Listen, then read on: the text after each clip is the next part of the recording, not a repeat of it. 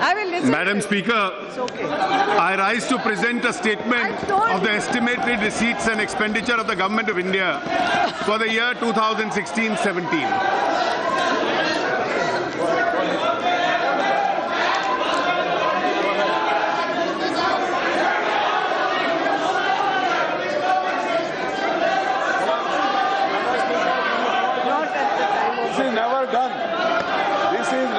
Madam, the finance minister has called his budget speech.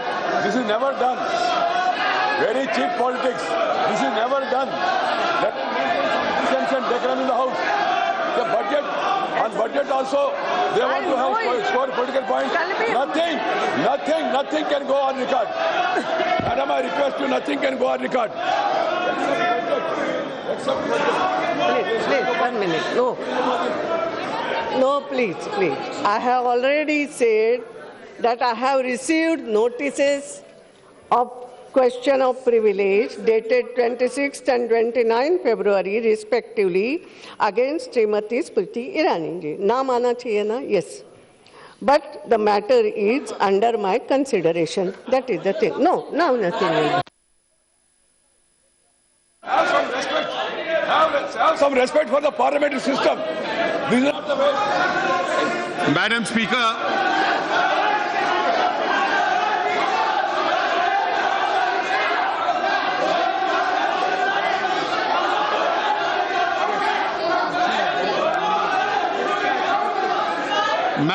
I rise to present the budget for the year 2016-17. I am presenting this budget when the global economy is in a serious crisis. Global growth has slowed down from 3.4% in 2014 to 3.1% in 2015. Financial markets have been battered and global trade has contracted. Amidst all these global headwinds, the Indian economy has held its ground firmly. Thanks to our inherent strength and the policies of the government, a lot of confidence and hope continues to be built around India. The International Monetary Fund has hailed India as the bright spot amidst a slowing global economy. The World Economic Forum has said that India's growth is extraordinarily high. We accomplished this despite unfavorable conditions and despite the fact that we inherited an economy of low growth, high inflation and zero investor confidence in the government's capability to govern. We converted these difficulties and challenges into an opportunity. कश्ती चलाने वालों ने जब हार के दी पतवार हमें, लहर लहर तूफान मिले और मौर मौज मझधार हमें, फिर भी दिखाया है हमने और फिर ये दिखा देंगे सबको कि इन हालात में आता है दरिया करना पार हमें. Let us look at our achievements compared to the last 3 years of the previous government when growth had decelerated to 6.3%. The growth of the GDP has now accelerated to 7.6%. This was possible notwithstanding the contraction of global exports by 4.4% compared to 7.7% growth in the world exports during the last 3 years of the previous government. CPI inflation was 9.4% during the last 3 years of the previous government. Under our government, the CPI inflation has come down to 5.4%, providing big relief to the public. This was accomplished despite 2 consecutive years of monsoon shortfall of 13% compared to the normal rainfall in the last 3 years of the previous government. Our external situation is robust. The current account deficit has declined from $18.4 billion in the first half of last year to $14.4 billion this year. It is projected to be 1.4% of the GDP at the end of this year. Our foreign exchange reserves are at the highest ever level of about $350 billion. Our initiatives in the last 21 months have not only placed the economy on a faster growth trajectory, but have bridged the trust deficit created by the previous government. We had to work in an unsupportive global environment, adverse weather conditions, and an obstructive political atmosphere. Madam, हमने आसमानी और सुल्तानी दोनों परिबलों से ने परेशान किया है. We believe in the principle that money with the government belongs to the people, and we have a sacred responsibility to spend it prudently and wisely for the welfare of our people, especially the poor and the downtrodden. We have increased our planned expenditure at the RE stage in 2015-16, in contrast to the usual practice of reducing it. We have achieved this despite adopting the 14th Finance Commission recommendations, which have increased the devolution to the states by 55%. We must now look ahead. The risk of global slowdown and turbulence are mounting. This complicates the task of economic management for India. It has three serious implications for us. First, we must strengthen the firewalls against these risks by ensuring macroeconomic stability and prudent fiscal management. Secondly, since foreign markets are weak, we must rely on domestic demand and Indian markets to ensure that the Indian growth does not slow down. And third, we must continue with the pace of economic reforms and policy initiatives to change the lives of our people for the better. We see these challenges as opportunities. The financial year 2015-16 and 16-17 have been and will be extremely challenging for the government expenditure. The 14th Finance Commission has reduced the centre's share of taxes to 58% from 68%. In the financial year 2015-16, we managed to improve upon the budgeted expenditure due to resource revenue buoyancy, notwithstanding the steep reduction in the central share of taxes. The next financial year, 2016-17, will cast an additional burden on account of the recommendations of the 7th Central Pay Commission and implementation of the Defence OROP. The government, therefore, has to prioritize its expenditure. We wish to enhance the expenditure in the farm and the rural sector, the social sector, the infrastructure sector, and provide for recapitalization of the banks. This will address those sectors which need immediate attention. Once the government discharges these priority obligations, it will then focus on areas which are of utmost priority to the government. While increasing the outlay of the various social sector programs, the government will undertake three major schemes to help the weaker sections of society. The Pradhan Mantri Fasal Bima Yojana has already been announced to protect the farmer from adverse consequences of nature. The farmer will pay a nominal amount of insurance premium and get the highest ever compensation in the event of loss suffered. A health insurance scheme which protects 1/3 of India's population against hospitalization expenditure is being announced. The government is launching a new initiative to ensure that the BPL families are provided with cooking gas connections supported by a government subsidy. This will significantly improve the health of women and those BPL families who suffer adversely from the ill effects of chula cooking. The annual budget is also an opportunity for the government to outline its priorities for the year to come. The priority of the government is clearly to provide additional resource to vulnerable sections of the rural areas, social and physical infrastructure creation. The government shall endeavour to continue with ongoing reform program and ensure the passage of the Constitution Amendment to enable the implementation of the Goods and Services Tax, the passage of the Insolvency and Bankruptcy Law, and other important reform measures which are pending before Parliament.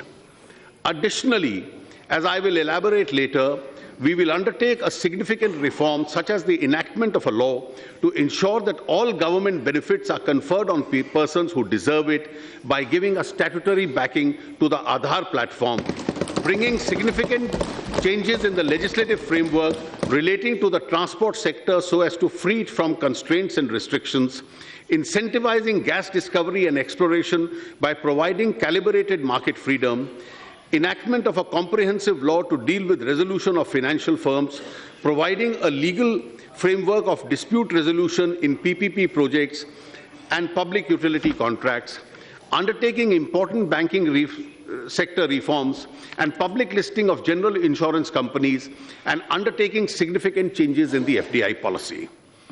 Our agenda for the next year, therefore, is to transform India in this direction. My budget proposals are therefore built on this transformative agenda with 9 different pillars. They include: 1, agriculture and farmers' welfare with a focus on doubling farmers' income in 5 years. 2, rural sector with emphasis on rural employment and infrastructure. 3, social sector including healthcare to cover all the under welfare and health services. 4, educational skills and job creation to make India a knowledge-based and productive society. 5, infrastructure and investment to enhance efficiency and quality of life. 6, financial sector reforms to bring transparency and stability. 7, governance and ease of doing business to enable people to realize their full potential.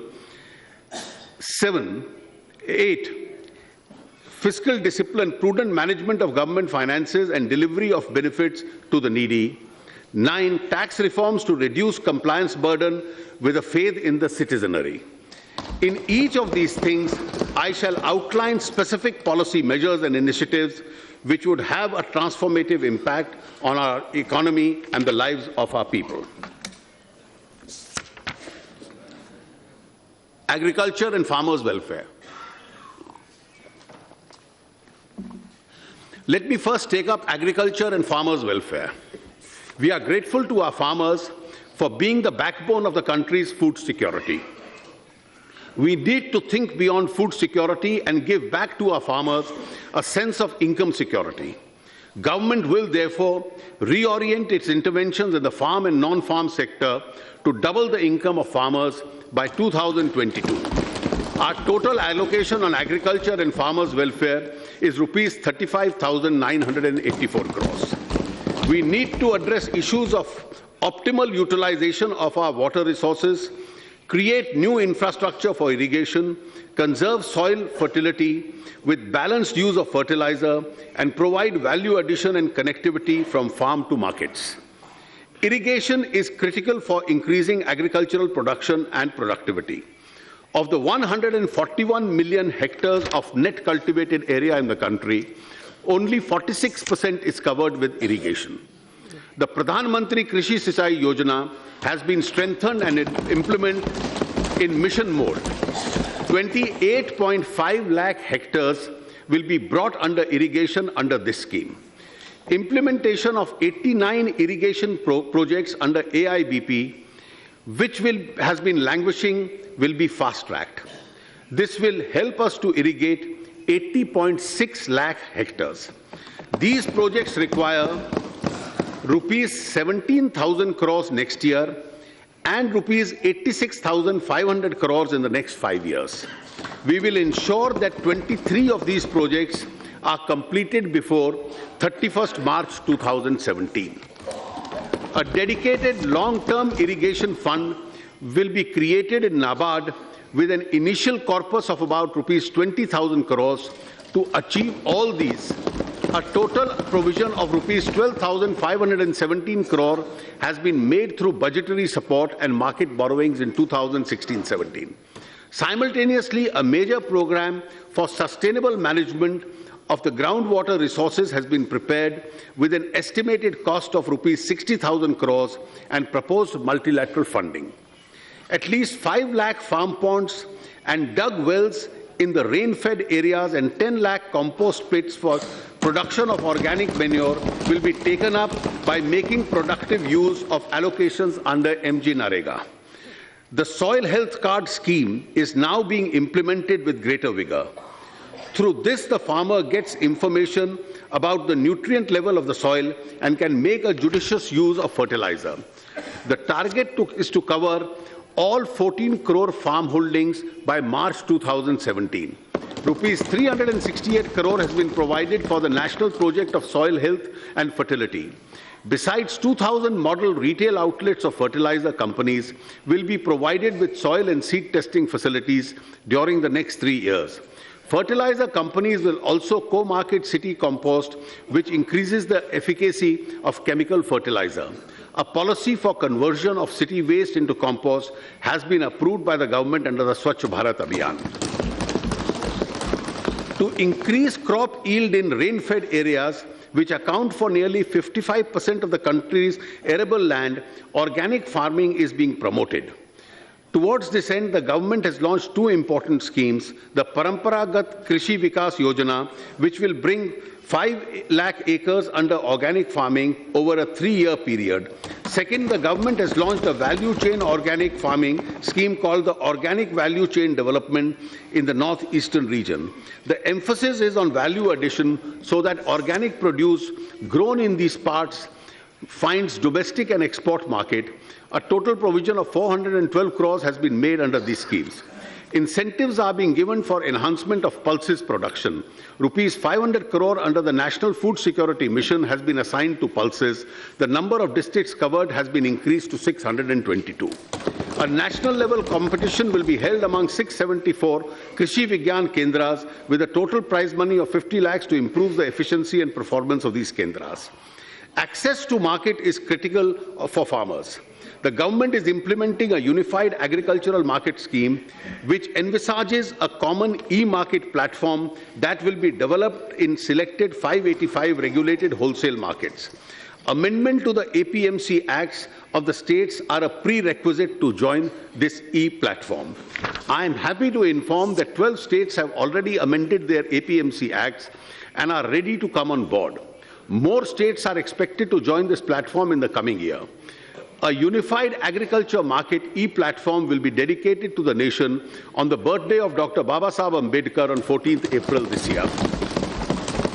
97 lakh metric tons of storage capacity was added to the central pool stock during the current year.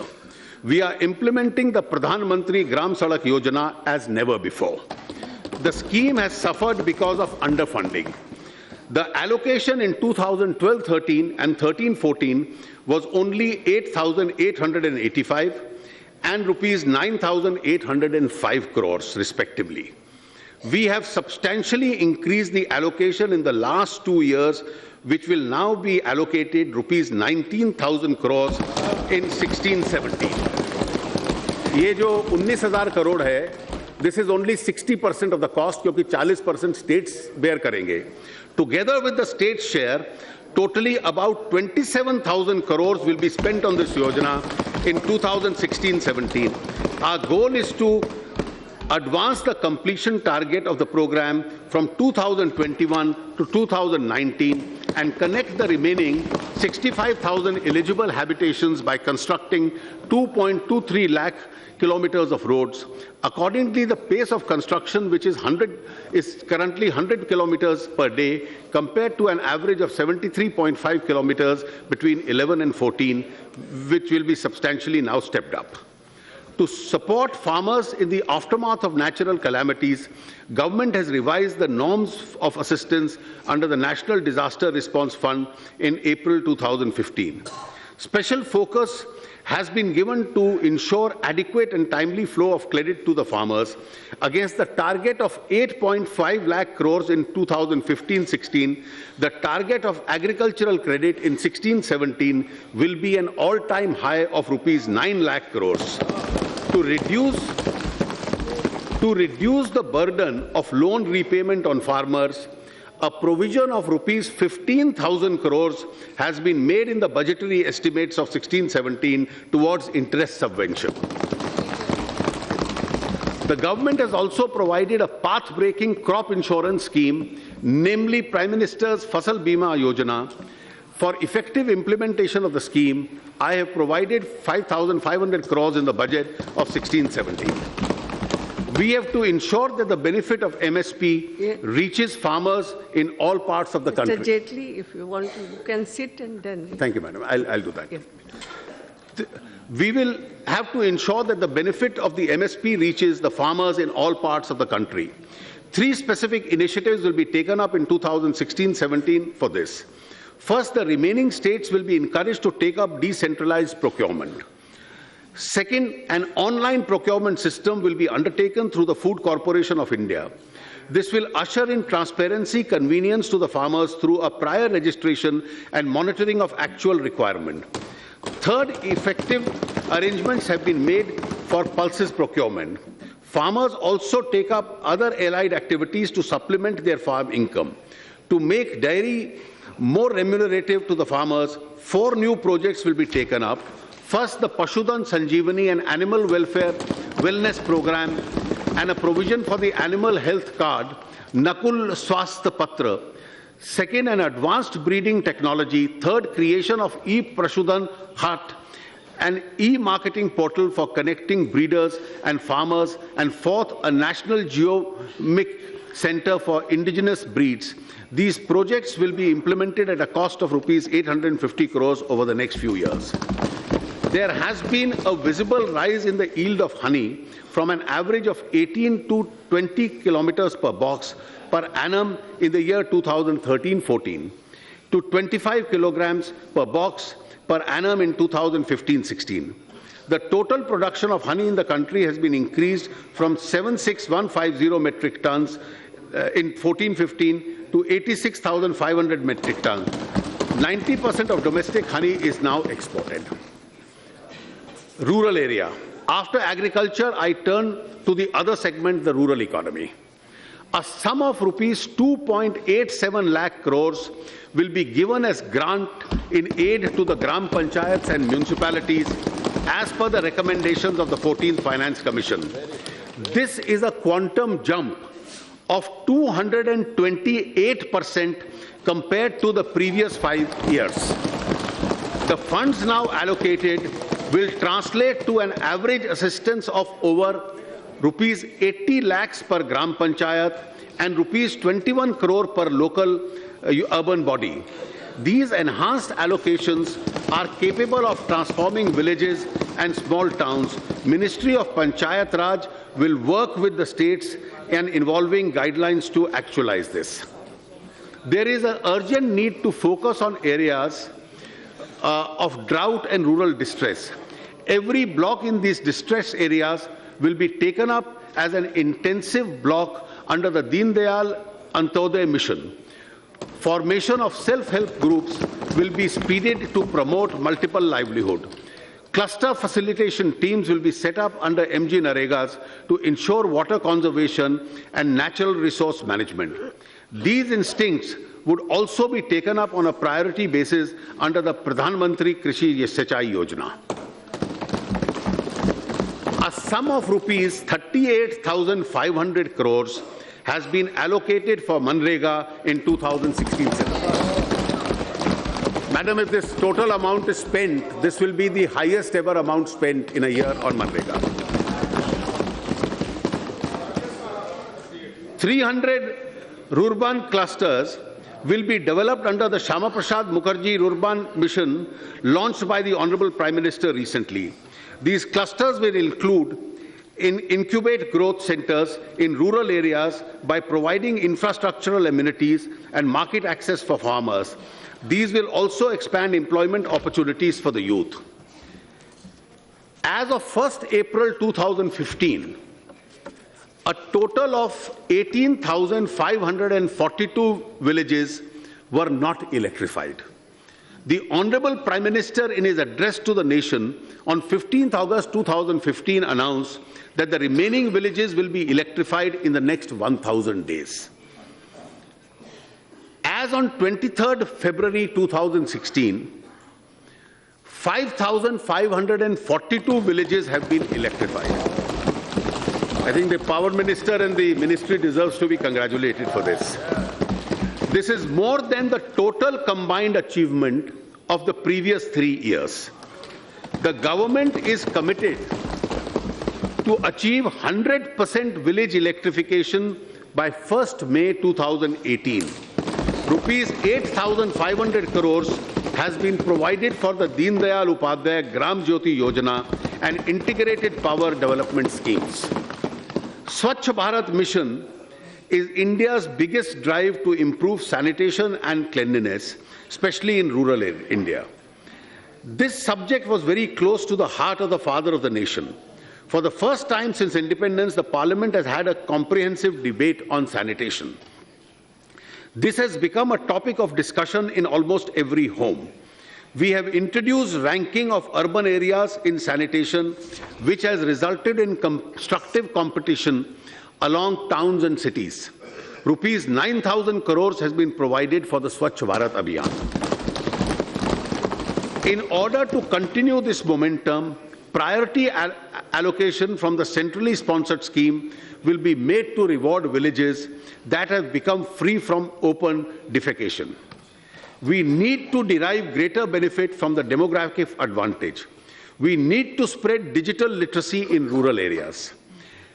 Of the 16.8 crore rural households, as many as 12 crore households do not have computers and are unlikely to have digitally literate people.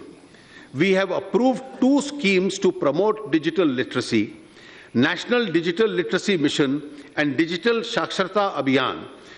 We now plan to launch the Digital Literacy Mission scheme for rural India to cover around 6 crore additional households in the next 3 years. Details of this scheme will be spelled out separately. Modernization of land records is critical for dispute-free titles. The National Land Record Modernization Program has been revamped under the Digital India initiative and will be implemented as a central sector scheme with effect from 1st April 2016. The revamped program will be built an integrated land transformation management system. 150 crores has been provided for this purpose. Panchayat Raj institutions need to develop governance capabilities to deliver sustainable goals. It has therefore been proposed to launch a new restructured scheme, namely the Rashtriya Gram Swaraj Abhiyan, for which rupees 655 crore has been set aside. For rural development as a whole, I have allocated rupees 87,765 crores in this budget. Madam, may I continue speaking now? Right. Social sector, including healthcare. When asked what he intends doing for regeneration of India, Swami Vivekananda had said, no amount of politics would be of avail until the masses in India are well educated, well fed and well cared for.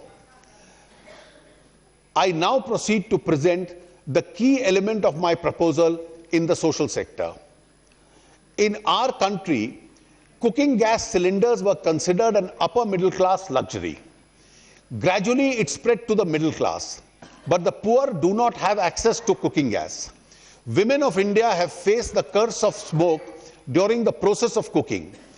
According to the experts, having an open fire in the kitchen is like burning 400 cigarettes in an hour. Time has come to remedy this situation. We have decided to embark upon a massive mission to provide an LPG connection in the name of women members of poor households. I have set aside a sum of rupees 2,000 crore in this year's budget to meet the initial cost of providing these LPG connections. This would benefit about 1 crore 50 lakh households below the poverty line in the year 2016-17. The scheme will continue for at least 2 more years to cover a total of 5 crore BPS households. This will ensure universal coverage of cooking gas in the country. This measure will empower women and protect their health. It will reduce drudgery and time spent on cooking. It will also provide employment for rural youth in the supply chain of cooking gas. I want to take this opportunity to express our gratitude and appreciation of 75 lakh middle class and lower middle class households who have voluntarily given up their cooking gas subsidy in response to a call given by the Prime Minister. Their gesture is a matter of pride for the country. Catastrophic health events are the single most important cause of unforeseen, out-of-pocket expenditure, which pushes lakhs of households below the poverty line every year. Serious illness of family members causes severe stress on financial circumstances of poor and economic weaker families, shaking the foundations of economic security. In order to help such families, the government will launch a new health protection scheme which will provide health cover up to rupees 1 lakh per family. For senior citizens of the age of 60 and above belonging to this category, an additional top-up package of rupees 30,000 will be provided. quality medicines available at an affordable price has been a key challenge. This will reinvigorate the supply of generic drugs. 3,000 stores under the Prime Minister Jan Aushadhi Yojana will be opened during 2016-17. Almost 2.2 lakh new patients of end-stage renal diseases get added in India every year, resulting in an additional demand for 3.4 crore dialysis sessions. With approximately 4,950 dialysis centers in India, largely in the private sector, concentrated in major towns, the demand is only half met. Each dialysis session costs around rupees 2,000, an annual expenditure of more than rupees 3 lakhs. Besides, most families have to undertake frequent trips for long distance to access dialysis services, incurring heavy travel costs and low wages. To address this situation, I propose to start a national dialysis service program. Funds will be made available through a PPP mode under the National Health Mission to provide dialysis service in all district hospitals. To reduce cost, I propose to exempt certain parts of dialysis equipment from basic customs duty, excise CVD and SAD. Scheduled caste and scheduled tribe entrepreneurs are beginning to show great promise in starting and running. The Prime Minister has given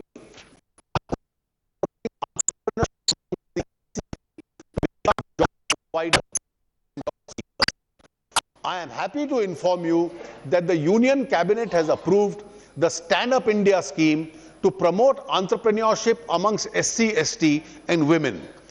500 crores has been provided for this purpose.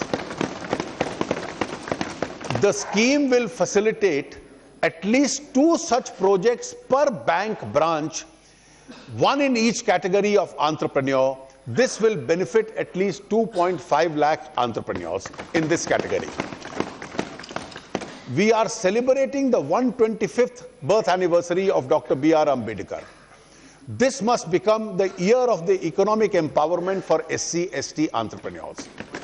We have extensively interacted with Dalit India Chamber of Commerce and Industry on building an entrepreneurship ecosystem.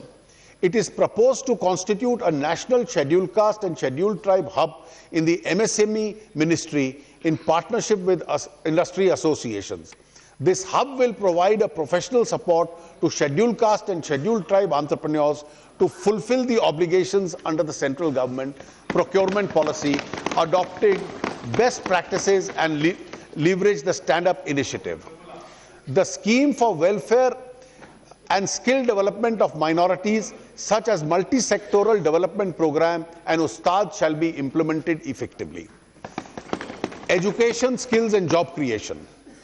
I would now like to highlight the steps proposed to be undertaken under the education, skill development and job creation, which is the 4th pillar of my budget proposals. After universalization of primary education through the country, we want to take the next big step forward by focusing on quality education. An increasing share of allocation under the Sarva Shiksha Abhiyan will be allocated. Further, 62 new Navodaya Vidyalayas will be opened in the remaining uncovered districts over the next 2 years. It is our commitment to empower higher educational institutions to help them to become world-class teaching and research institutions. An enabling regulatory architecture will be provided to 10 public and 10 private institutions to emerge as world-class teaching and research institutions. This will enhance affordable access to quality education for ordinary Indians. A detailed scheme will be formulated. We have decided to set up a higher education financing agency with an initial capital base of rupees 1,000 crores. The HEFA will be a not-for-profit organization that will leverage funds for the market and supplement them with donations and CSR funds. These funds will be used to finance improvements in infrastructure in our top institutions and will be serviced through internal accruals. To help students, higher educational institutions and employees to access degree certificates of candidates, it is proposed to establish a digital depository for school leaving certificates, college degrees, academic awards and mark sheets on the Passion of Securities Depository. This will help to validate their authenticity, safe storage and easy retrieval. Skill development. Skill India mission seeks to capitalize our demographic advantages. Since its launch, the National Skill Development Mission has created an elaborate skilling ecosystem and imparted training of 76 lakh youth. We want to bring entrepreneurship at the doorstep of youth through the Pradhan Mantri Kaushal Vikas Yojana. We have decided to set up 1,500 multi-skill training institutes across the country. I am setting aside an amount of rupees 1,700 crores for this initiative. We have decided to set up a national board for skill development certificate in partnership with industry and academia. We propose to further scale up the Pradhan Mantri Kaushal Vikas Yojana to skill 1 crore youth over the next 3 years. Entrepreneurship education and training will be provided in 2,200 colleges, 300 schools, 500 government and ITIs, and 50 vocational training centers through a massive open online courses. Aspiring entrepreneurs, particularly from those remote parts of the country, will become connected to mentors and credit markers. Job creation. In order to incentivize creation of new jobs in the formal sector, the government will pay the Employees Pension Fund contribution of 8.33% for all new employees enrolling in EPFO for the first 3 years of their employment.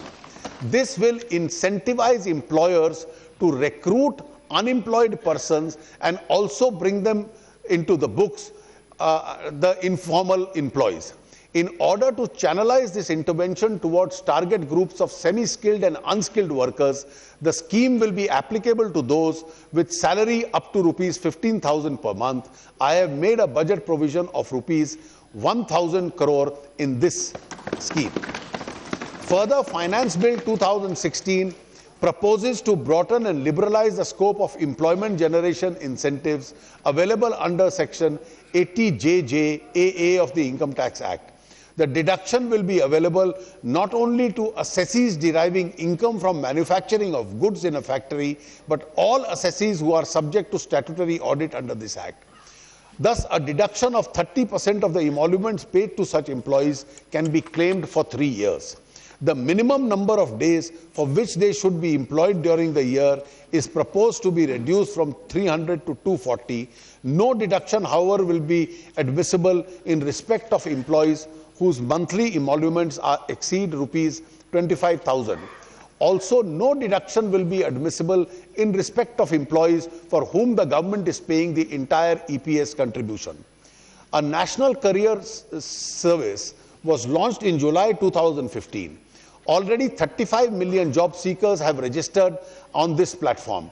We propose to make 100 model career centers operational by the end of 2016-17. We also propose to interlink state employment exchanges with National Career Service Platform. Retail trade is the largest service sector employer in the country. Many more jobs are created in this sector provided the regulations are simplified. If shopping malls are kept open all 7 days of the week, why not small and medium shops? These shops should be given a choice to remain open on all 7 days of the week on voluntary basis. The interest of workers in terms of mandatory weekly holiday, number of working hours per day, of course, has to be protected. We propose to circulate a model shops and establishment bill which can be adopted by the state governments on a voluntary basis. 5. Infrastructure and investment. The fifth strong support pillar of this budget is to transform India is infrastructure and investment. In the road sector, there were more than 70 projects that were languishing at the beginning of the year due to legacy factors. Aggrieved Aggregate length of these projects was about 8,300 kilometers, involving 1 lakh crore investment. With exemplary and proactive intervention under the leadership of my colleague Shri Gadkari, nearly 85% of these projects have been put back on track. India's highest ever kilometers of new highways were awarded in 2015. At the same time, India's highest ever production of motor vehicles was achieved in 2015. This is a sign of growth of the economy, but it presents a challenge also. Therefore, we have speeded up the process of road construction. I have proposed to allocate a sum of rupees 55,000 crores in the budget for roads and highways. This will be further topped up by an additional 15,000 to be raised by the NHAI through bonds.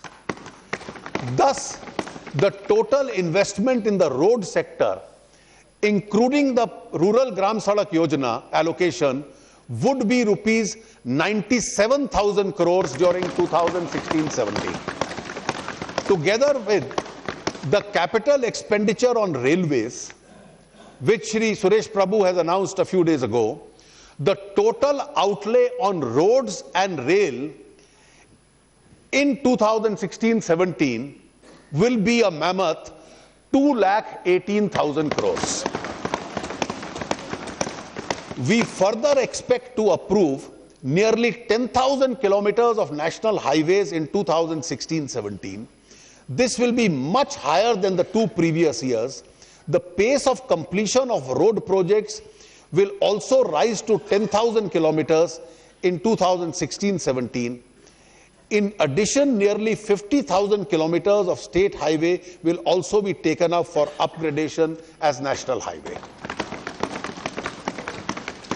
The total outlay for infrastructure in the budget estimates of 2016-17 now stands at rupees 2,21,246 crores. Madam, this is an important announcement. Passenger traffic on our roads has been made more efficient for the benefit of the common man and the middle class. This is a totally unreformed sector which suffers from several impediments. Abolition of permit Raj will be our medium-term goal. Government will enact necessary amendments in the Motor Vehicles Act and open up the road transport sector in the passenger segment. An enabling ecosystem which will be provided for the states, which will have a choice of adopting the new legal framework. Entrepreneurs will be able to operate buses on various routes, subject to efficiency and safety norms.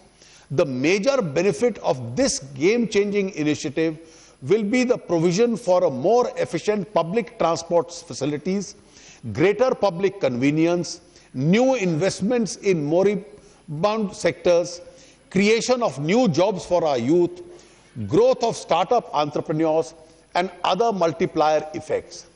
These measures will take us faster down the road to development. In 2015, India's major ports have handled the highest ever quality of cargo. We have also added the highest ever capacity in major ports. We have started a series of measures for modernizing ports and increasing their efficacy. The Sagarmala project has already been rolled out. We are planning to develop new greenfield ports both in the eastern and western coasts of India. The work of the national waterways is already being expedited. Rupees 800 crores has been provided for this initiative. In civil aviation sector, the government is drawing up an action plan for revival of unserved and underserved airports. There are 160 airports and airstrips with state governments which can be revived at an indicative cost of rupees 50 to 100 crores each. We will partner with the state governments to develop some of these airports for regional connectivity. Similarly, 10 out of the 25 non-functional airstrips with the Airport Authority of India will also be developed. Another major announcement. India is blessed with rich natural resources, including oil and gas. However, their discovery and exploitation has been below our potential. Imports of hydrocarbons occupy a larger share of India's imports. There is a situation of rising demand, near stagnation in production, and consequent rapid increase in imports.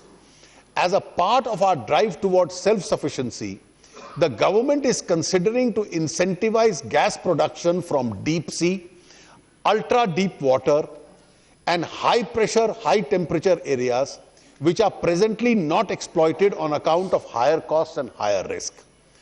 A proposal is under consideration for new discoveries and areas which are yet to commence production.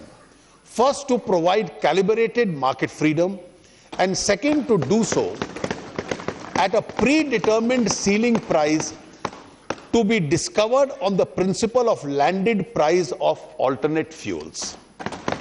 This will bring considerable amount investment in this segment.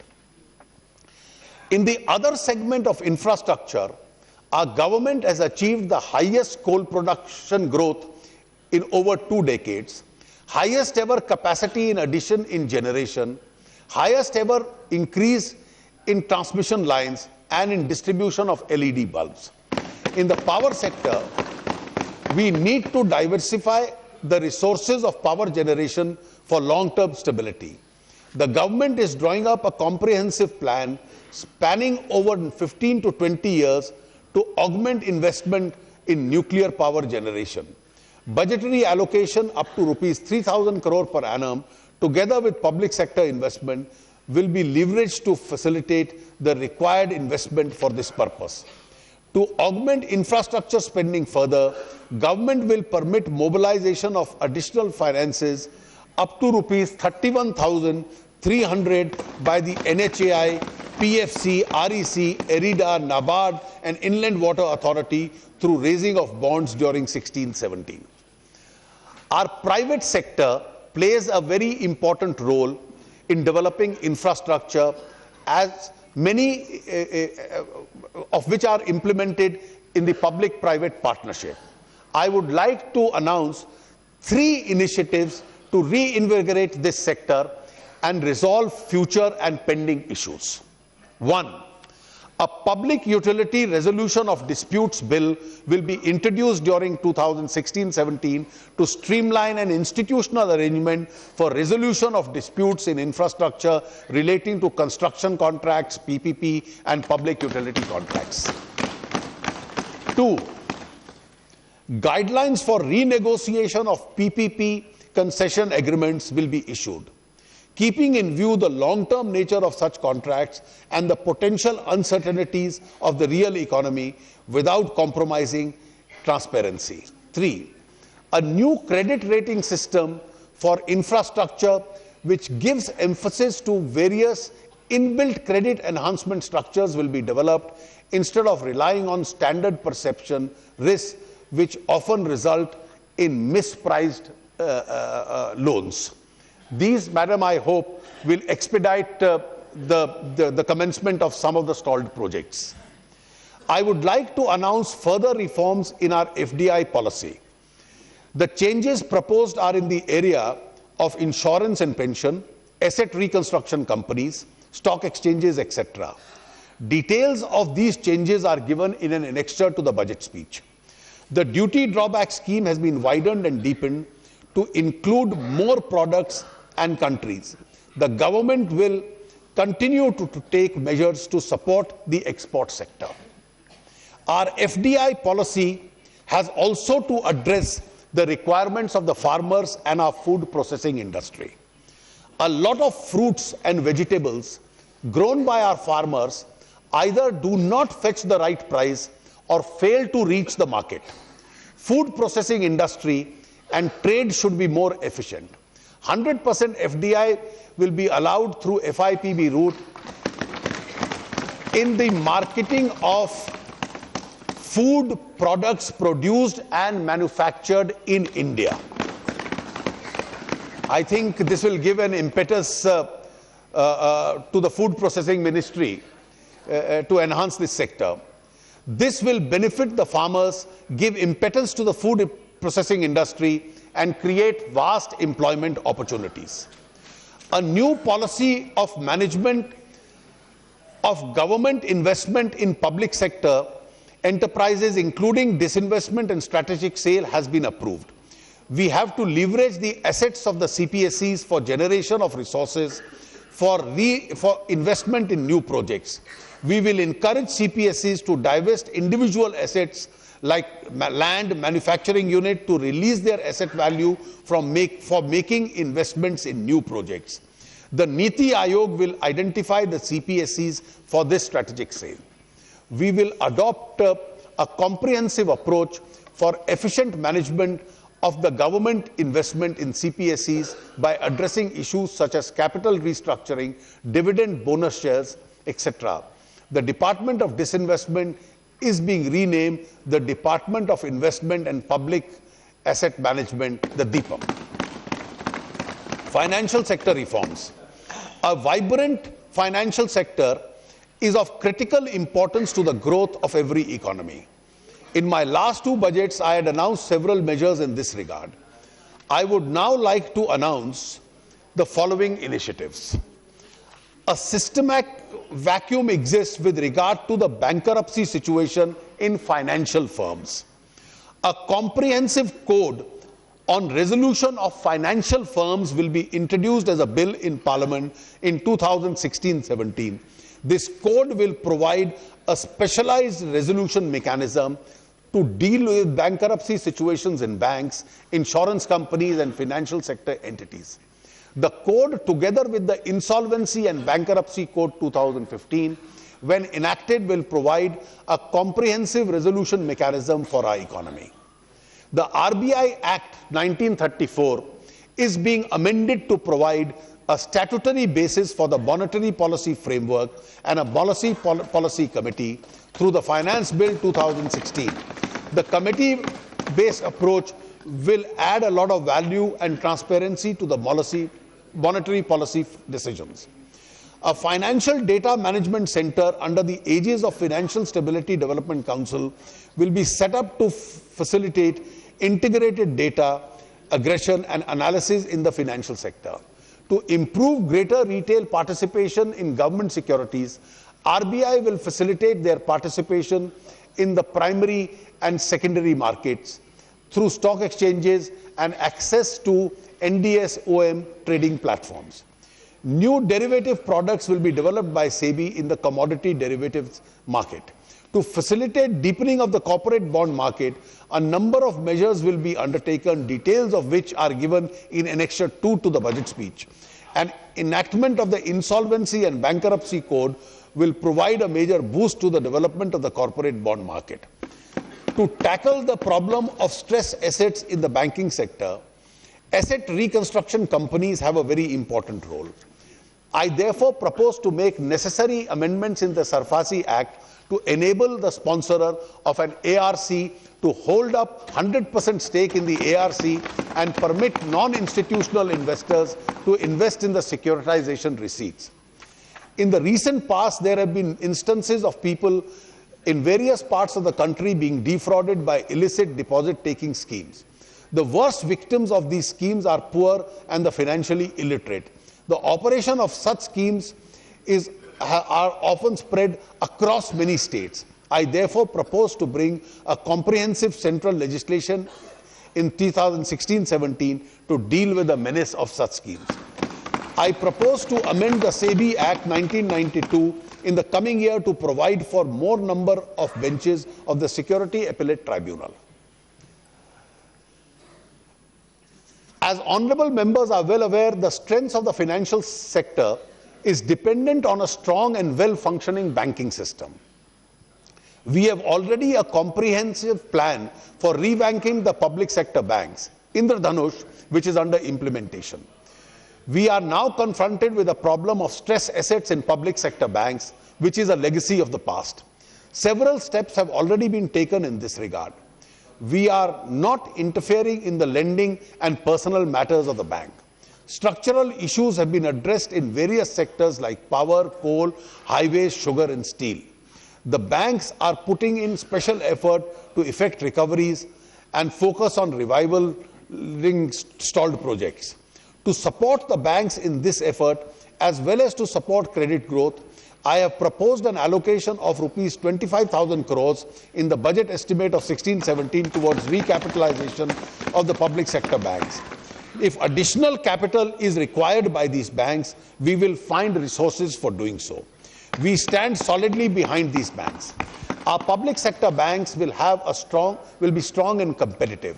The Banking Board Bureau will be operationalized during 2016-17 and a road for consolidation of public sector banks will be spelled out. The process of transformation of the IDBI has already started.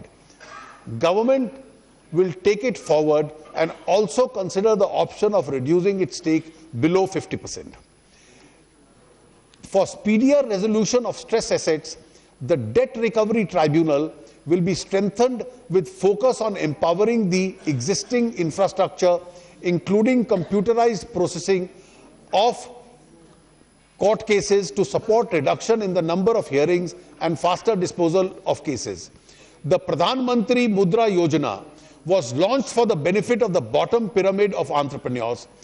Banks and NBFCs, MFIs have reported the amount sanctioned under the PMMY has reached about rupees 1 lakh crore to cover 2.5 crores borrowers by early February this year. For the coming year, Madam, I propose to increase the target next year to rupees 1,80,000 crores. To provide better access to the financial system services, especially in rural areas, we will undertake a massive nationwide rollout of ATMs, micro ATMs in post offices over the next 3 years. Public shareholding in government-oriented companies, it means to ensure higher levels of transparency and accountability. To promote this objective, the general insurance companies owned by the government will be listed in stock exchanges. Government and the ease of doing business. Our government is giving an unparalleled emphasis to the good governance with special focus on process reforms. IT-enabled government processes. The whole idea is to remove irritants from public in their interface with government agencies. A task force has been constituted for rationalizing the human resource in various ministries. A comprehensive review and rationalization of autonomous bodies is also underway. A critical component of minimum government and maximum governance is to ensure targeted disbursement of government subsidies and financial assistance to the actual beneficiaries. Public money should reach the poor and the deserving without any leakage. 3 specific initiatives are proposed to achieve this objective. First, we will introduce the targeted delivery of financial and other subsidy benefit services by using the Aadhaar framework. The bill will be introduced in the current budget session of Parliament. The Aadhaar number or authentication shall, however, not confer any rights of citizenship or domicile. A social security platform will be developed for using Aadhaar to accurately target beneficiaries. This will be a transformative piece of legislation which will benefit the poor and the vulnerable. Secondly, we have already introduced a direct benefit transfer in LPG. Based on this successful experience, we propose to introduce a DBT on a pilot basis for fertilizer in a few districts of the country with a view to improving the quality of service delivery to farmers. Third, of a total of 5.35 lakh fair price shops in the country, automation facilities will be provided to 3 lakh fair price shops by March 2017. We have to bring transparency and efficiency in government procurement of goods and services. The Director General of Supplies and Disposal will establish a technology-driven platform to facilitate procurement of goods and services in various ministries and agencies by the government. To remove the difficulties and impediments to ease the doing of business, we will introduce a bill to amend the Companies Act in the current budget session of Parliament. The bill would also improve enabling environment for startups. The registration of companies will also be done in one day. Monitoring of prices of essential commodities is a key element of good governance. A number of measures have been taken to deal with the problem of abrupt increase in prices of pulses. Government has approved the creation of a buffer stock of pulses through procurement at a minimum support price and a market price through price stabilization fund. The fund has been provided with a corpus of rupees 900 crores to support the market intervention. Madam Speaker, for good governance, we have to capitalize on country's unity in diversity. To strengthen the understanding of each other, it is proposed to create a closer engagement between states and districts in a structured manner. Ek Bharat Shresth Bharat program will be launched to link states and districts, an annual program that connects people through exchanges in areas of language, trade, culture, travel and tourism. We shall do this through mutual agreement with participating states and districts. In 2017, the country will celebrate the 70th anniversary of our independence. We will chalk out the milestones for nation's journey beyond the 70th year anniversary of independence. Dr. Toynbee, the historian, had observed that a chapter which had a Western beginning will have to have an Indian ending. My belief is that the year 2017 will unfold the great historian's dream. Our scheme of Ek Bharat Shresth Bharat is a part of this mission. Madam, let me now elaborate on the fiscal situation in the context of the budget of 2016-17.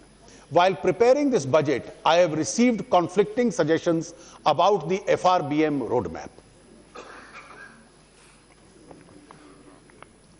Different schools of thought have argued either in favor of fiscal consolidation and stability or for a less aggressive consolidation and for boosting growth.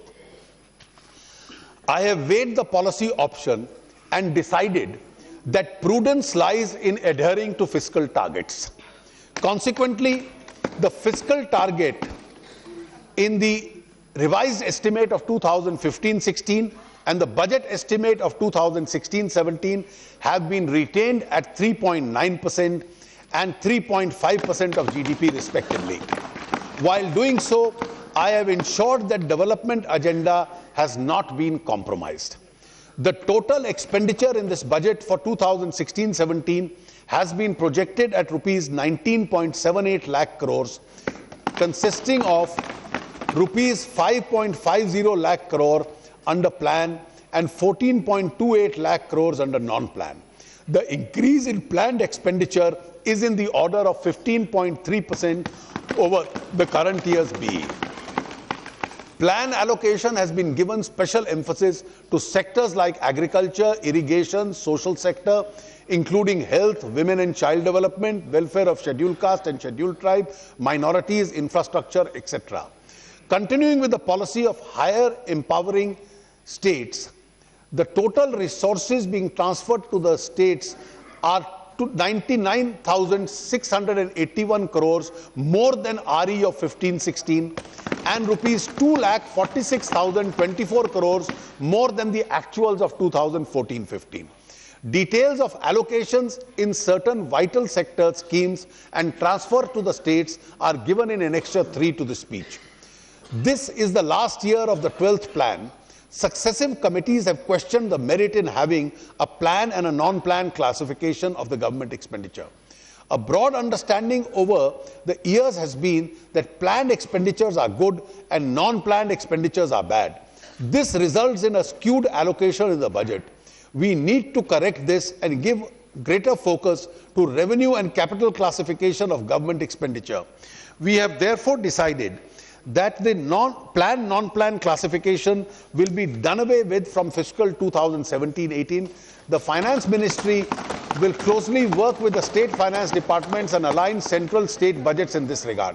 To improve the quality of government expenditure, every new scheme sanctioned by the government will have a sunset date and an outcome. review. A redeeming feature of this year's budget is that we have improved upon the revenue deficit target from 2.8% to 2.5% of GDP in the RE of 2015-16. The FRBM Act has been under implementation for more than a decade. Both central and state governments have made significant gains from the implementation of this act. There is now a school of thought which believes that instead of a fixed number as a fiscal target, it may be better to have a fiscal target range as the target, which would give necessary policy space to the government to deal with dynamic situations. There is also a suggestion that fiscal expansion or contraction should be aligned with credit contraction or expansion respectively in the economy.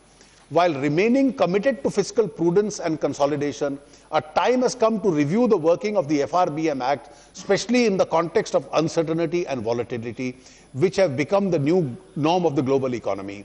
I therefore propose to set up and constitute a committee to review the implementation of the FRBM and give its recommendation on the way forward. As honourable members are aware, the 7th Pay Commission has submitted its report. Following the past practice, a committee has been constituted to examine the report and give its recommendations. In the meanwhile, I have made necessary interim provisions in the budget. We have rationalized and restructured more than 1,500 central planned schemes into about 300 central sector and 30 centrally sponsored schemes. This will avoid overlapping of expenditure. I reiterate that I remain committed to the financial requirements arising out of the economic packages that have been announced by our government, and also commitments emanating from the reorganization of the states. I have also allocated an initial sum of rupees 100 crores each for celebrating the birth anniversary of Pandit Deen Dayal Upadhyay and the 350th birth anniversary of Guru Gobind Singh Ji. Tax reforms. I shall now turn to tax reform, which is elaborated in Part B of my budget scheme. Madam Speaker, I shall now present my tax proposals. The government acknowledges the role of the taxpayer in the nation building. Each rupee of the tax contributes towards the government's effort to provide a better infrastructure, rural revival, and social well-being. Taxation is a major tool to the government for removing poverty and inequality from the society. The posterity will not forgive us if we do not use this opportunity in this perspective. The thrust of my tax proposals this year falls in 9 categories. 1. Relief to small taxpayer. 2. Measures to boost growth and employment generation. 3. Incentivizing domestic value additions to help make in India. 4. Measures for moving towards a pension society. 5. Measures for promoting affordable housing. 6. Additional resource mobilization for agriculture, rural economy, and clean environment. 7. Reducing litigation and providing certainty in taxation. 8. Simplification and rationalization of taxation. 9. Use of technology for creating accountability. Relief to small taxpayer. In order to lessen the burden on individuals with income not exceeding 5 lakhs, I propose the ceiling of tax rebate under Section 87A from 2,000 to rupees 5,000. There are more than 2 crore taxpayers in this category who will get a relief of rupees 3,000 in their tax liability. The people who do not have any house of their own and do not get any house rent allowance from their employer, today get a reduction of rupees 24,000 per annum in their income to compensate them for the rent they pay. I propose to increase the limit of deduction in respect of rent paid under Section 80GG from rupees 24,000 per annum to rupees 60,000 per annum, which should provide relief to those who live in rented houses. The next, madam, is important. Presumptive taxation schemes under Section 44AD of the Income Tax Act is available for small and medium enterprises, that is non-corporate businesses, with a turnover or gross receipts not exceeding 1 crore rupees. At present, 33 lakh small business people avail of this scheme, which frees them from the burden of maintaining detailed books of account and getting audits done. I propose to increase the turnover limit under this scheme to rupees 2 crores, which will bring big relief to a category of assessees in the MSME category. That is to say, anyone with a turnover in business of 2 crores, there will be a presumptive income of 8%. I also propose to extend the presumptive income taxation scheme to all professionals with gross receipts up to 50 lakhs, with a presumption of profit being 50% of their gross receipts. Madam, this for small businesses and all professionals, this will bring tremendous ease in their taxation matters. Measures to boost growth and employment generation. I had in my last budget speech mooted a proposal to reduce the rate of corporate tax from 30 to 25% over a period accompanied by rationalization of removal of various tax exemptions and incentives. In any case, the effective rate of tax paid by the companies comes to an average of 24.67 because of various exemptions which they are availing of. A phasing out plan of these exemptions and tax incentives was placed in the public domain. We have received a large number of constructive suggestions. The final phasing out of exemptions is given in an annexure to the speech.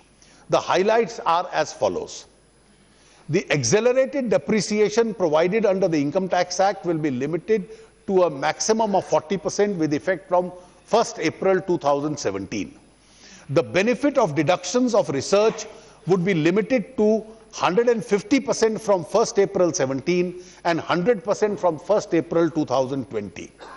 The benefit of Section 10AA to a new SEZ will be available to units which commence activity before 31/3/2020. The weighted deduction under 35 CCD for a skill development will continue up to 1/4/2020. The reduction in corporate tax has to be calibrated with additional revenue expected from the incentives being phased out.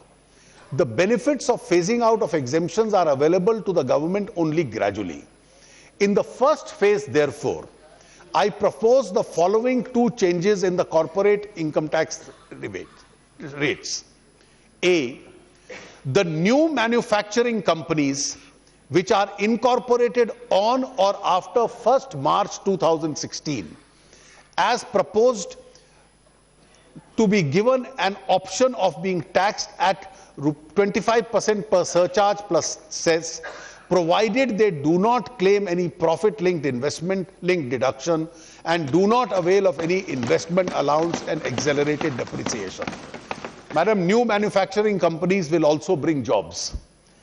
I also propose to lower the corporate income tax rate for the next financial year of relatively small enterprises companies with turnovers not exceeding 5 crores in the financial year ending March 2015 to 29% per surcharge plus cess.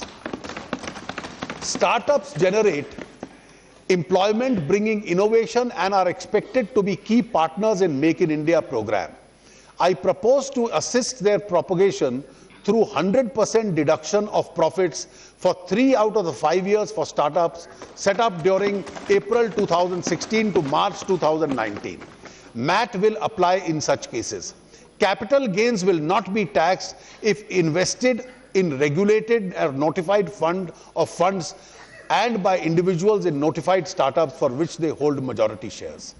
Research is a driver of innovation, and innovation provides a thrust to economic growth. I propose a special patent regime with 10% tax on income from worldwide exploitation of patents developed and registered in India. In order to get more investment in the asset reconstruction companies, which plays a very important role in the resolution of bad debts, I propose to provide a complete pass-through of income tax to securitization trusts, including trust of ARCs. The income will be taxed in the hands of the investor instead of the trust. However, trusts will be able to deduct tax at source. The period for getting long-term capital gain regime in the case of unlisted companies is proposed to be reduced from 3 to 2 years. Non-banking financial companies will be eligible for deduction to the extent of 5% of their income in respect of provision for bad and doubtful debts. For determining the residency of foreign company on basis of place of effective management is proposed to be deferred by 1 year. I would like to reiterate our commitment to implement the general anti-avoidance rules from 1/4/2017.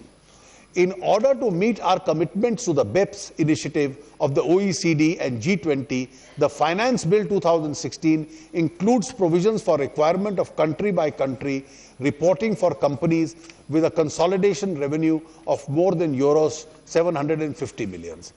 I propose to exempt service tax on services provided under the Deen Dayal Upadhyay Gramin Kaushalya Yojana and services provided by assessing bodies empaneled by the Ministry of Skill Development and Entrepreneurship. I propose to exempt service tax on general insurance service provided by under the Nirmaya Health Insurance Scheme, launched by the National Trust for Welfare of Persons with Autism, Cerebral Palsy, mental retardation and multiple disability. To promote the use of refrigerated containers, I propose to reduce the basic custom duty by the excise duty to them from 5% to 6%. As a number of assistive devices, rehabilitation aids and other goods for differently abled persons attract nil basic custom duty. Accepting the suggestion that came from the Mr. Rahul Gandhi, I propose to exempt this exemption to the burial paper also. Customs and excise duty structures plays an important role in incentivizing domestic value addition towards Make in India campaign of our government. In line with that, I propose to make suitable changes in the customs and excise duty rates of certain inputs, raw materials, intermediaries, components, and certain other goods, and simplifying procedures as to reduce cost and improve competitiveness of domestic industry in sectors like information technology, hardware, capital goods, defense production, textiles, mineral fuels, mineral oils, chemicals, petrochemicals, paper, paperboard and newsprint, maintenance, repair and overhauling of aircrafts and ship repair. Details of these changes are given in annexure to the budget speech. Measures for providing a pension society. Pension schemes offer financial protection to senior citizens. I believe that the tax treatment should be uniform for defined benefits and defined contribution pension schemes, pension plans. I propose to make withdrawal up to 40% of the corpus at the time of retirement tax exempt in the case of the National Pension Scheme. In case of superannuation funds and recognized provident funds, including EPF, and the same norm of 40% of the corpus to be tax-free will apply in respects of corpus created out of contribution made after 1/4/2017. Further, the annuity fund which goes to the legal heir after the death of the pensioner will not be taxable in all three cases. Also, we are proposing a monetary limit for contribution of the employer in recognized provident and superannuation fund at 1.5 lakh per annum for taking the tax benefit. I propose to exempt from service tax the annuity services provided by the National Pension System and the services provided by the EPFO to its employees. I also propose to reduce service tax on single premium annuity insurance policies from 3.5% to 1.4% of premium paid in certain cases. Measures to promote affordable housing. The Pradhan Mantri Awas Yojana embodies the assurance of the government to address the housing needs of all, and more specifically the poor, in a time-bound manner. Construction of housing creates considerable employment opportunities as well. In order to fuel activity in the housing sector, I propose to give 100% deduction for profits to an undertaking from an undertaking from a housing projects for flats up to 30 square meters in the 4 metro cities and 60 square meters in other cities, approved during June 2016 to March 2019 and is completed within 3 years of approval. Minimum alternative tax will, however, apply to these undertakings. For the first home buyers, I propose to give a deduction for an additional interest of rupees 50,000 per annum for loans up to 35 lakhs sanctioned during the next financial year, provided value of the house does not exceed 50 lakhs. Another proposal to stimulate housing activity is to facilitate investment in the real estate investment trusts.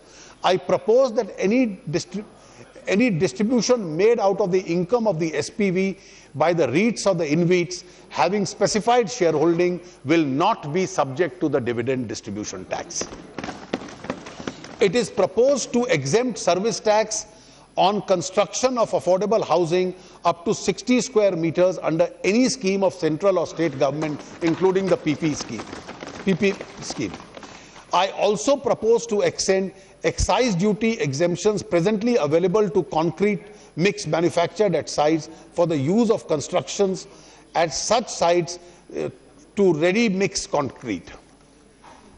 Additional resource mobilization for agriculture, rural economy, and for a clean environment. Dividend distribution tax uniformly applies to all investors irrespective of their income slabs. This is perceived to distort the fairness and the progressive nature of taxes. Persons with relatively higher income can bear a higher tax cost. I therefore propose that in addition to the DDT paid by the companies, tax at the rate of 10% of the gross amount of dividend will be payable by recipients, that is an individual, HUF and firm, receiving dividend in excess of 10 lakh rupees per annum. I also propose to raise the surcharge from 12% to 15% on person other than companies, firms, cooperative societies having an income of over rupees 1 crore.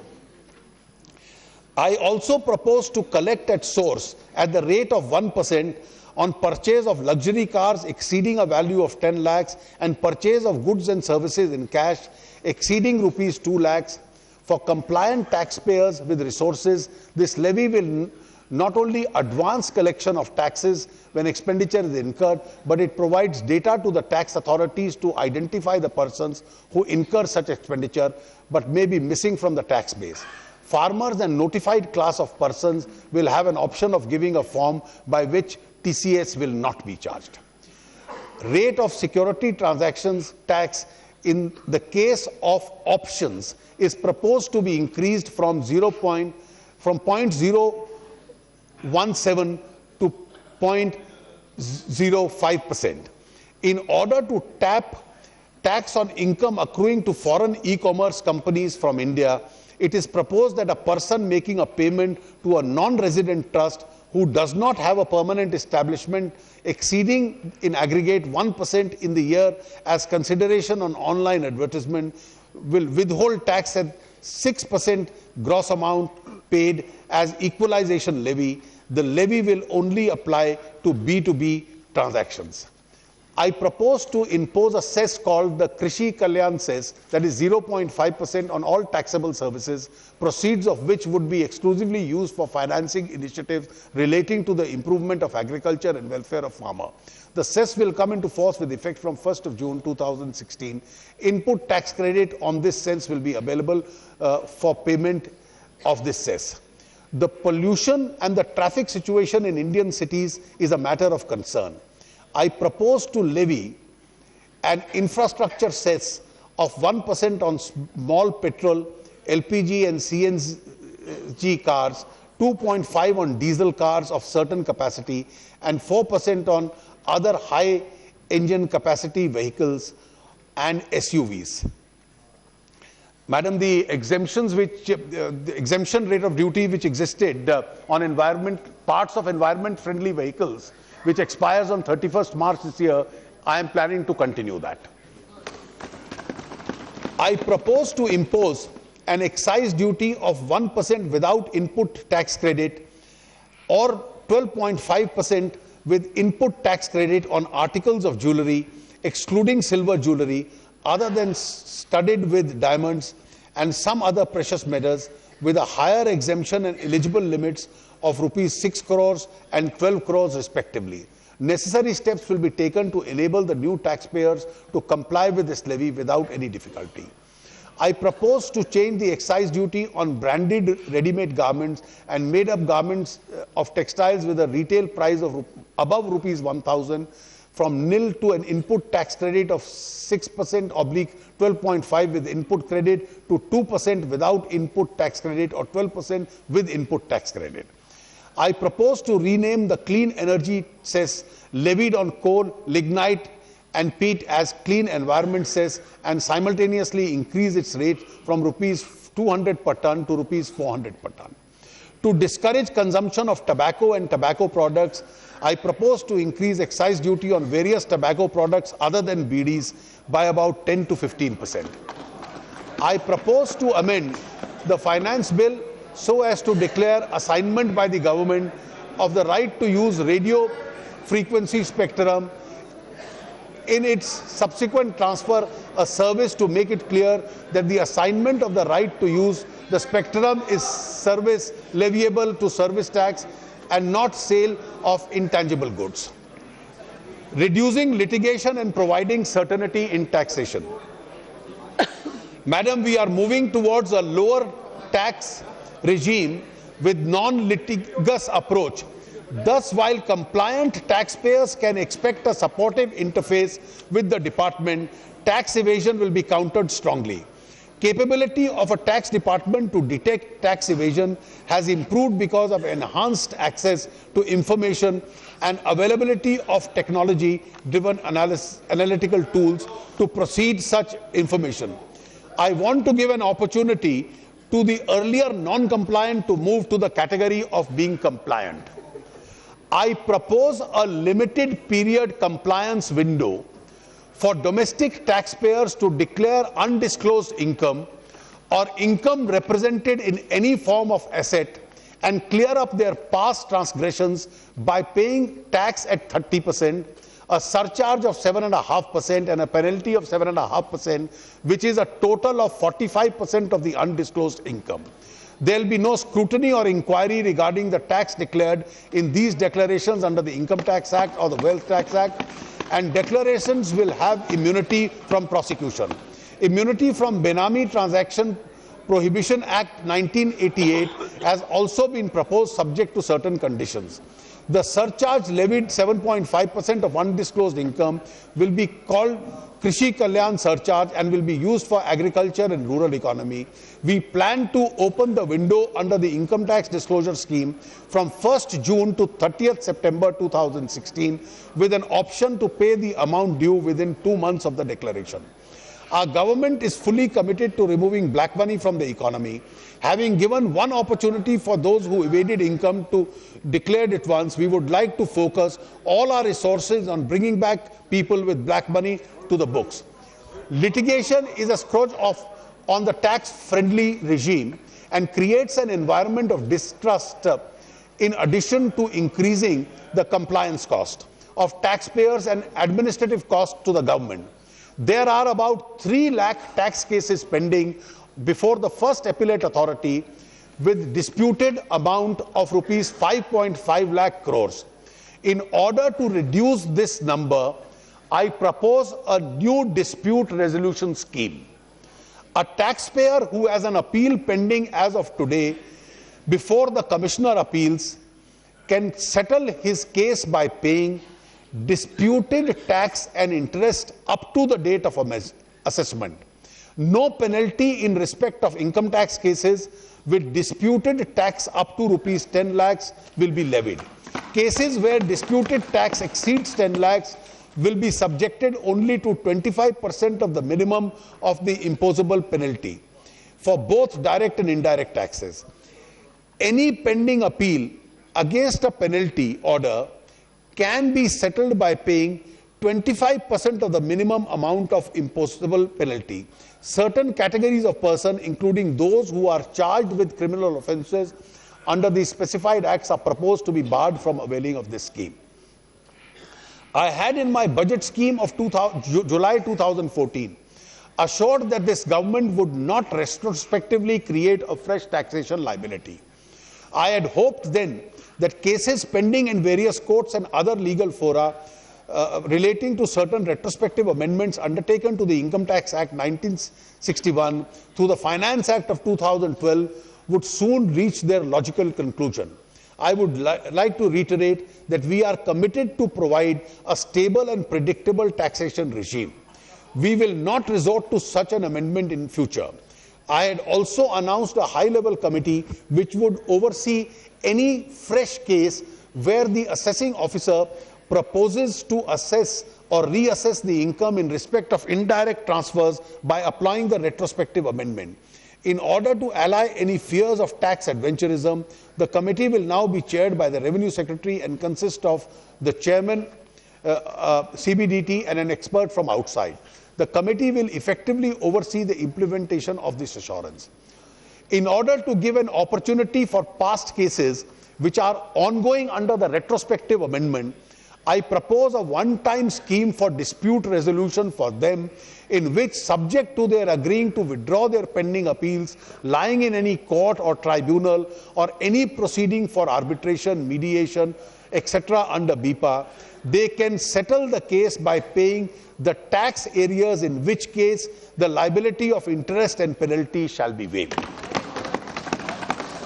Levy of heavy penalty for concealment of income has over the years resulted in a large number of disputes, despite a number of decisions of the Apex Court on interpretation of statutory provisions and principles guiding the imposition of the penalty. At present, the income tax officer has a discretion to levy penalty at Rs 100% to 300% of the tax sought to be evaded. I propose to modify the entire scheme of penalty by providing a different categories of misdemeanors with graded penalty and therefore substantially reducing the discretionary power of the tax officer. The penalty rates will now be 50% of the tax in the case of underreporting of income and 200% in tax where there is misreporting of fact. Remission of penalty is also proposed in certain circumstances where taxes are paid and appeal is not filed. Another issue which has led to considerable number of disputes is the quantification of disallowance of expenditure relating to exempt income under Section 14A of the Income Tax Act. I propose to rationalize the formula in Rule 8D governing such quantification. The said rule is being amended to provide that disallowance will be limited to 1% of the monthly average value of investment yielding exempt income, but not exceeding the actual expenditure claimed. As another taxpayer-friendly measure, I propose to provide a limit of 1 year for disposing of petitions for taxpayers seeking waiver of interest and penalty. The Income Tax Department is also issuing instructions for making it mandatory for assessing officers to grant stay of demand once the assessee pays 15% of the disputed demand, while the appeal is pending before the Commissioner of Income Tax Appeals. In case of deviations, the assessing officer has to take orders from his superiors. The tax officer also has an option to the superior officer in case he does not agree with conditions of stay order passed by the subordinate officer. In order to remove the backlog of cases, we are creating 11 new benches of the Customs, Excise and Service Tax Appeal Tribunal, CSTAT. The monetary limit for deciding appeal by a single member bench is proposed to be enhanced from Rs 15 lakhs to Rs 50 lakhs. I also propose to amend the Senvet Credit Rules 2004 so as to improve the credit flow, reduce the compliance burden associated litigation, particularly those relating to apportionment of credit between exempted and non-exempted final products and services.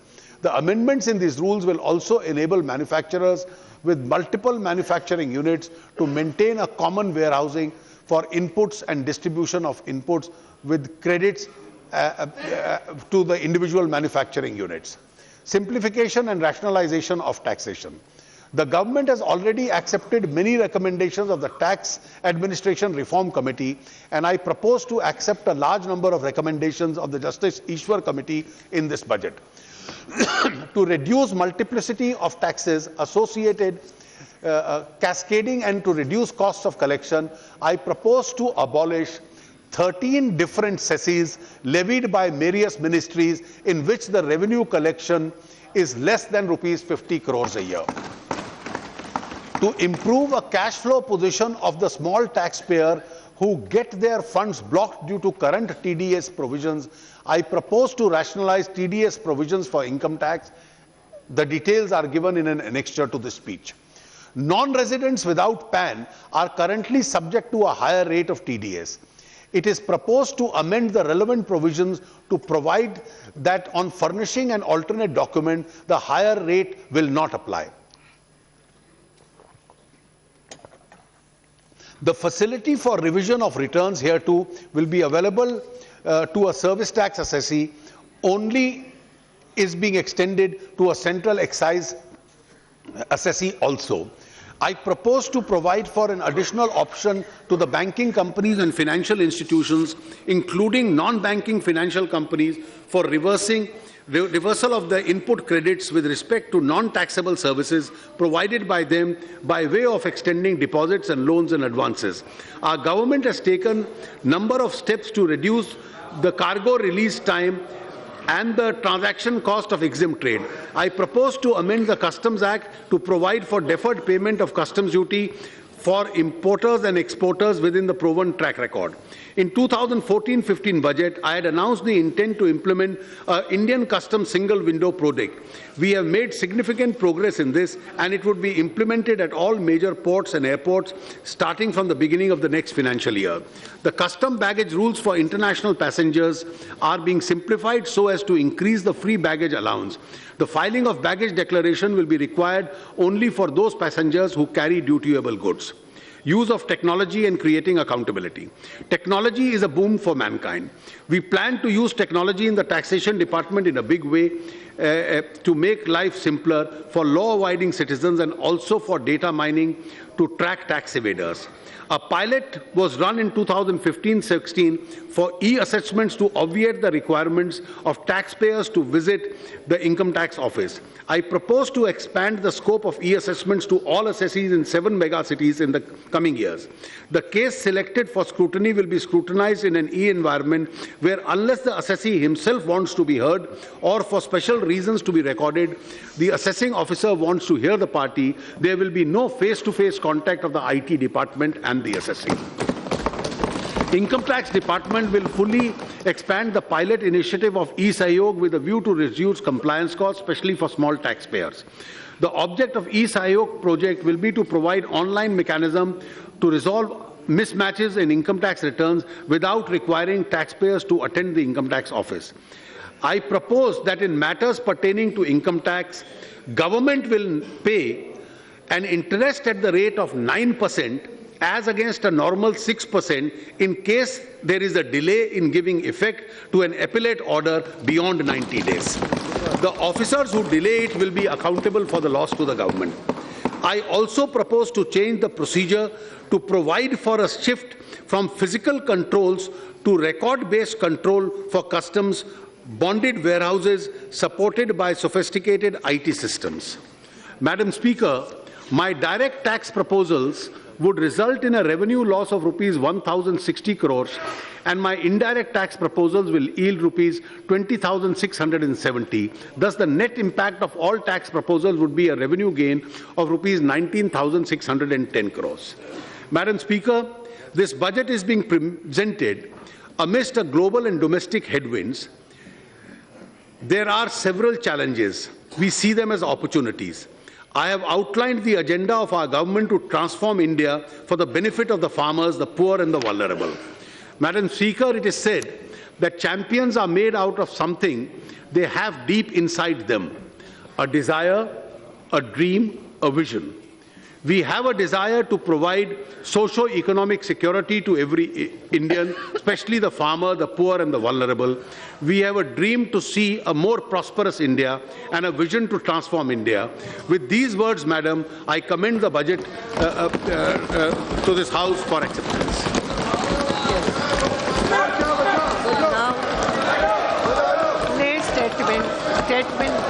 Madam Speaker, I rise to move leave to introduce the Finance Bill 2016. Statement. Item number 2. Lay on the table statement for microeconomic. Madam, I rise to lay on the table the following statement under Section 3 of the Fiscal Responsibility and Budget Management Act 2003, Microeconomic Framework Statement, Medium-Term Fiscal Policy Statement and Fiscal Policy Strategy Statement. Now move the finance bill. Mr. Minister, now move the finance bill. You have to move to leave the introduce to finance. Madam, I rise to move for leave to introduce the Finance Bill 2016. Yes. The question is that leave is granted to introduce the Finance Bill 2016. Those in favor may say aye, those against may say no.